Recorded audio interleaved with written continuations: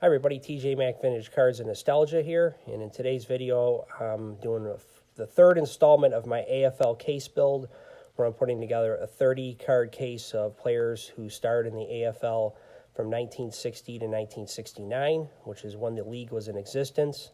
It merged with the NFL after that season, and you got to remember that the AFL records are part of the NFL records because the leagues officially merged together. And I think that's important to note, especially with this video when I talk a little bit about the player I'm talking about today. Now, in the first episode, I profiled Lance Alworth, and this is his rookie card from the 1963 Flair set. He was the greatest player in AFL history, in my view, and I talk more about this project in that video. I'll put a link down to it below. I'll also put a link down to episode 2, where I talked about Rich Tombstone Jackson, who was the second team, all AFL team of the 1960s as a defensive lineman. That's a 71 Topps card. And then next to him is the rookie card of Daryl LaMonica, who is depicted with the Bills here, but he starred actually with the Oakland Raiders and was a starting quarterback in Super Bowl II against the Green Bay Packers, and was also an AFL MVP. Just a great player of that time. But in the fourth episode today, this is a player I'm real excited to talk about because I don't think many people have ever heard of him before, and he was a fantastic player for a couple years.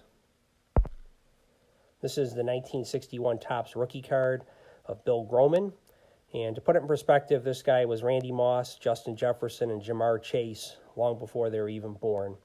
He played in the AFL for 6 seasons from 1960 to 1965 with the Oilers, Broncos, and Bills. He's the winningest player in AFL history, playing on 4 championship teams in just his 6 seasons. And no player in AFL history has 4 AFL championships other than Bill Groman. He won 2 with the Oilers in 1960 and 1961, where he started on those teams, and 2 with the Bills in 1964 and 1965 as a role player. Now, Groman graduated from a small private college, Heidelberg University, and he taught 8th grade science for 2 years after he graduated college. And one day he was having lunch with a fellow teacher and her husband, who was Bob Snyder, a former coach in the NFL. And he played a round of catch with Snyder after lunch, and Snyder was just amazed at the talent Groman had. So he called up his former college teammate at Notre Dame, who was Lou Rimkus, who was the recent coach that was hired by the Houston Oilers in the AFL, which was in his first year of existence in 1960. So what happened was Rimkus gave Groman a tryout, and he made the team, and the rest is history. So here's what happened in Groman's 1960 season with the Oilers. Now you got to remember they played just 14-game seasons back then, and he had 72 catches that year for 1,473 yards and 12 touchdowns. The 1,473 yards is still an NFL record to this day.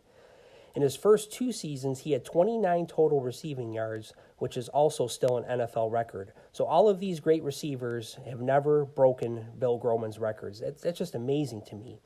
He was known for having incredibly quick feet, and that was made because he was a track star in college, which helped him average 20 yards a catch in his rookie year. Now, in 1961, he had another great season, playing 13 games, and he caught 50 passes for 1,175 yards, and he increased his yards per catch from 20 to 23, and then he had a league-leading 17 touchdowns that year. And in the AFL title game that season, the Oilers were going for back-to-back championships, which they did achieve. He caught 3 passes for 32 yards. However, his career was never the same because in that game, he was hit really hard by a player in his knee. The player's helmet hit his knee and bent it, and he messed up some ligaments in his knees, and he never recovered from it. So over the next 4 seasons, he was playing with 2 torn knee ligaments and was never the same player. He bounced around after that to the Broncos and then finished with the Bills, where he won those 2 other championships. But I look at him and I think, oh, what could have been? He may have gone on to be another Lance Alworth and one of the best receivers in the 1960s had he not been injured. So one of the things that I want to point out here is on this card is that he's wearing a pink jersey with yellow numbers. And the Oilers never wore pink jerseys with yellow numbers. They wore the powder blue jerseys that you can see that they wore in the 1970s. And I've looked this up.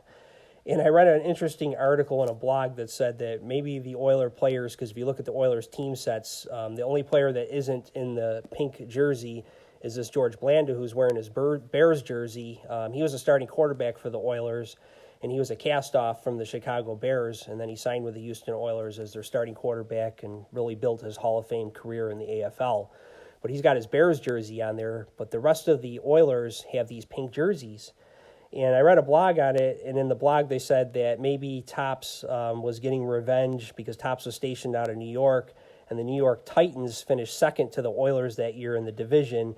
So this person speculated that they put all the Oilers players in pink jerseys.